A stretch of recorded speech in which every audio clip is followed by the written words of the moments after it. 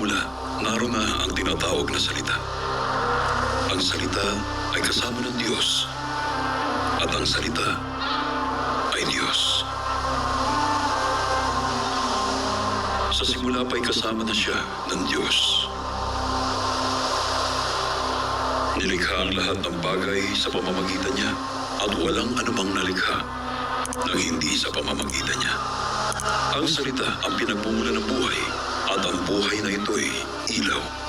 Dahil ito ang nagbibigay liwanag sa mga tao. Ang ilaw na ito'y nagliliwanag sa kadiliman, at hindi ito nadaig ng kadiliman.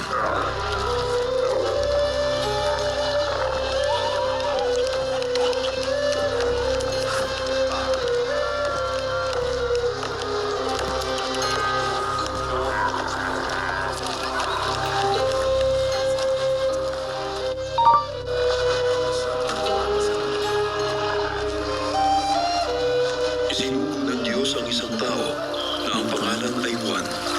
Isinugo siya upang magpatotoo kung sino ang ilaw, upang sa pamamagitan ng kanyang patotoo ay sumampalataya ang lahat ng tao.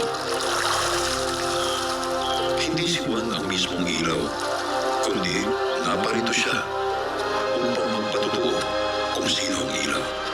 Ang tunay na ilaw na nagbibigay liwanag sa lahat ng tao ay dumating na sa mundo.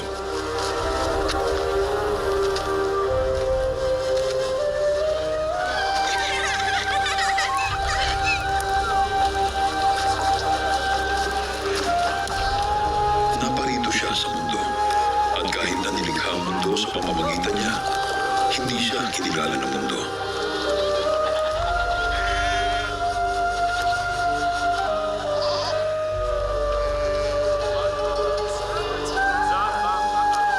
Pumunta siya sa sarili niyang mga kababayan, pero tinanggihan siya ng karamihan. Ngunit ang lahat ng tumanggap at sumampalataya sa kanya ay binigyan niya ng karapatang maging anak ng Diyos. Naging anak sila ng Diyos, hindi sa pamamagitan ng pisikal na pagkasilang o dahil sa kagustuhan ng tao, kundi dahil sa kalooban ng Diyos.